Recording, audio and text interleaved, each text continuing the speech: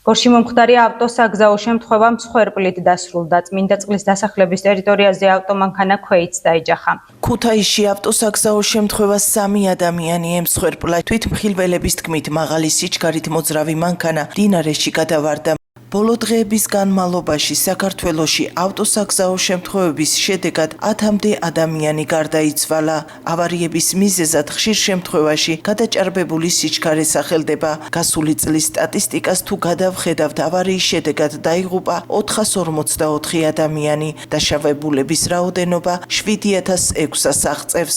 მოქალაქეები გახშირებულ ავტოსაგზაო შემთხვევებს უყურადღებობას და უკვე მიღებული კანონების აღსრულების კუთხით გამოვლენილ პრობლემებს უკავშირებენ.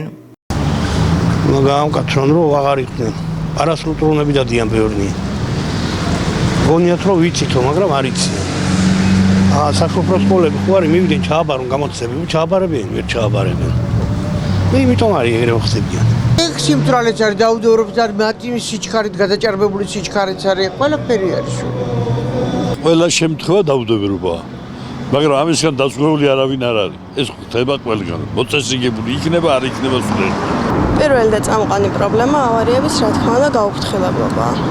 სტატისტიკის მიხედვით საქართველოში ავტოსაგზაო შემთხვევების რაოდენობა წინა წლებთან შედარებით გაიზარდა და 2024 წელს 5866 შეადგინა, მაშინ როცა 2023 წელს 5594 იყო, ხოლო 2022 წელს 5469.